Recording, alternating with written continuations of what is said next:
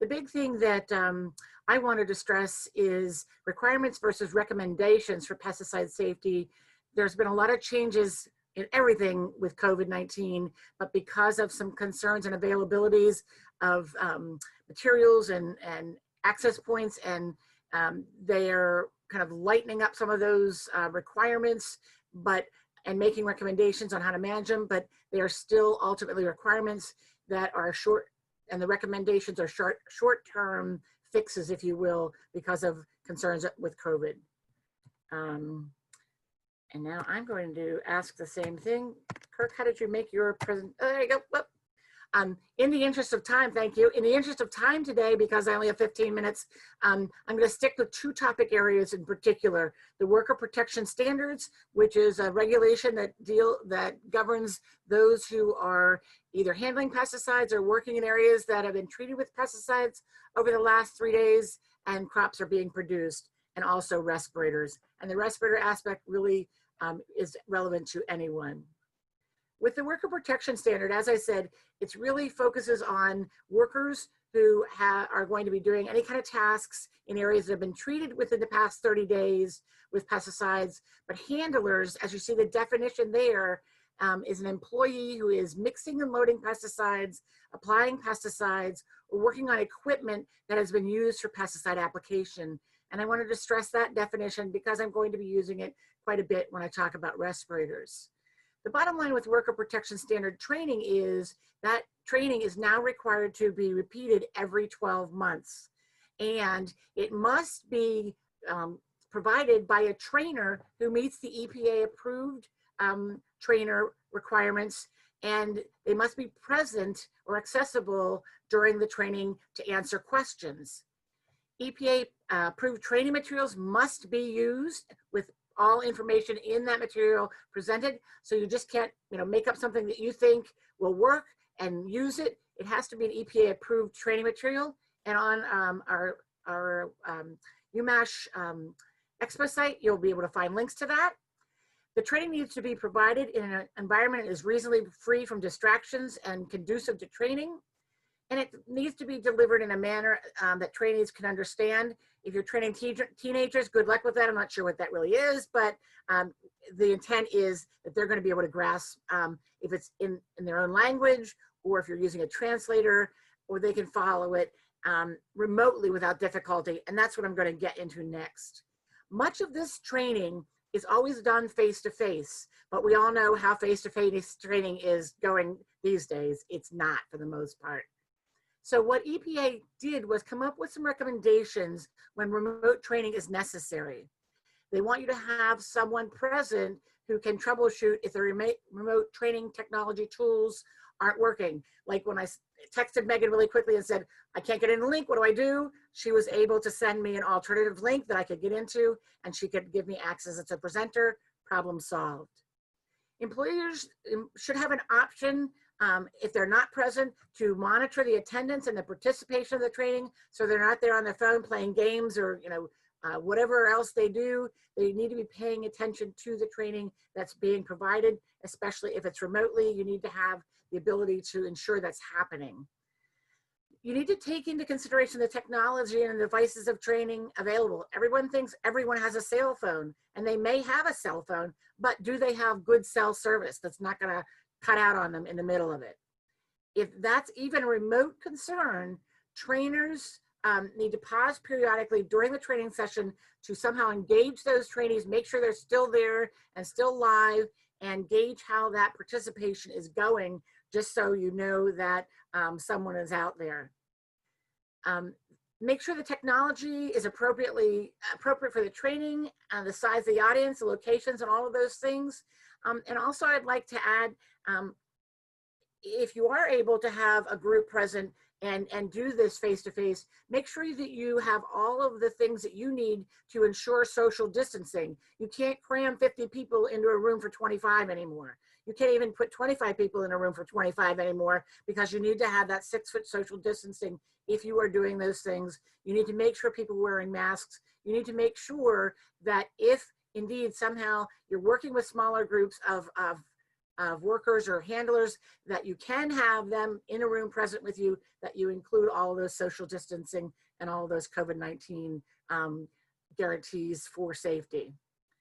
Also, like I said earlier, if trainees do not have reliable access to the internet, or even if there's a question, you need to provide opportunities during and after, not only for questions, but it's best to provide hard copies of the training materials prior to, and a callback number as a follow-up, that one person who can be present to answer questions will be able to do that and relay that information to those folks who are there remotely at the training.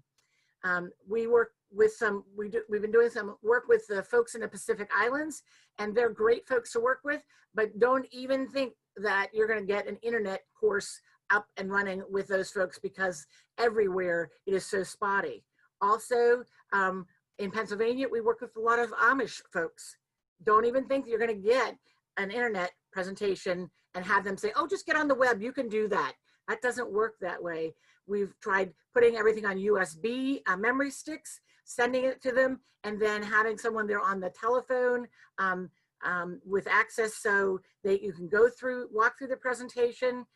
Make a network with whoever you're remotely training with if you have concerns that you may have these challenges, to make sure that you could overcome those challenges when you're doing that training.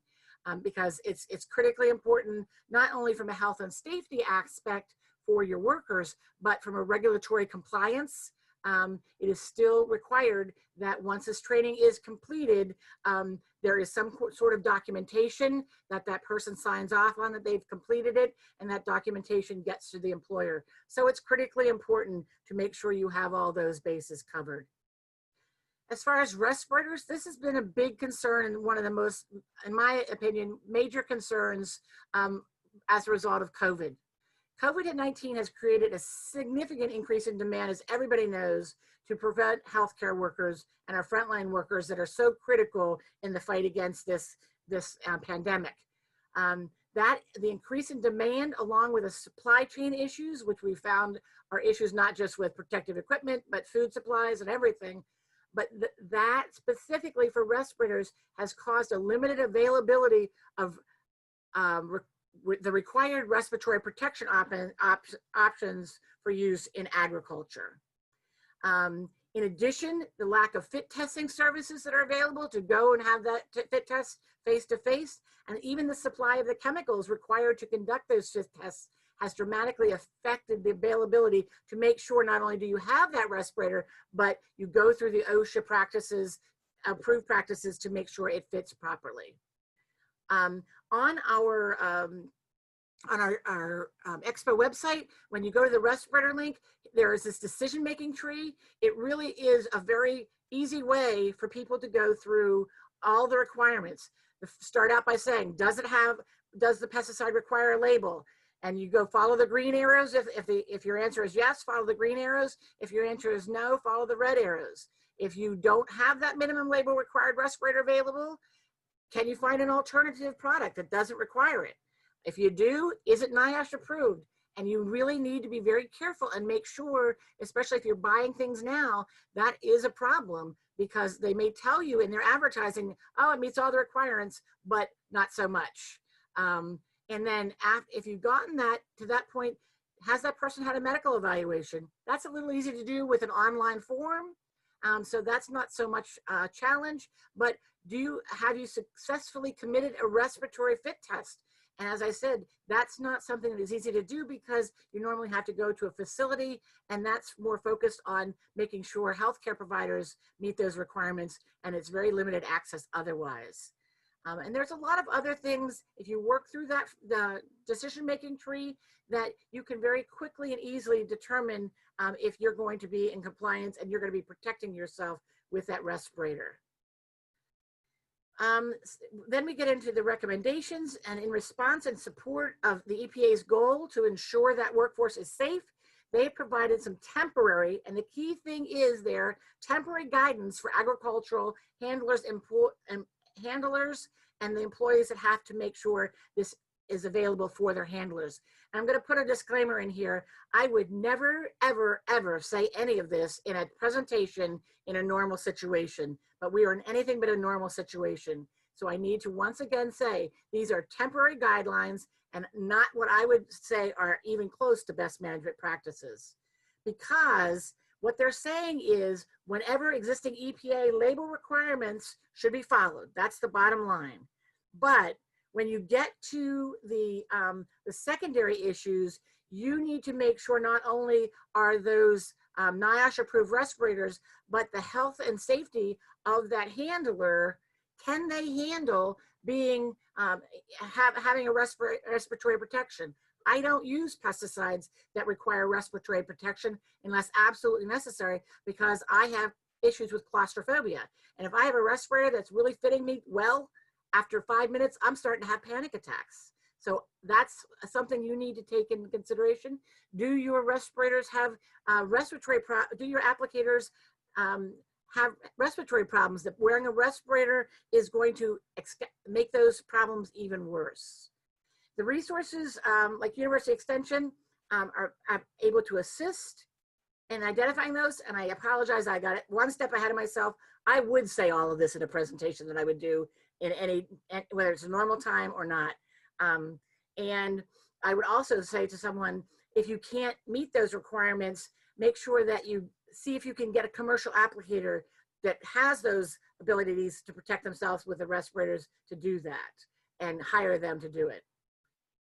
This is the part where I should have added a disclaimer, because once handlers, employers, and handlers have exhausted all available options, like we just talked about, that's when we get to the point where EPA's recommendations are not exactly what I would call best management practices. So I apologize. Everything I just did on the previous slide are best management practices, but once those efforts have been exhausted, this is where I wouldn't necessarily recommend these, but it's better than nothing.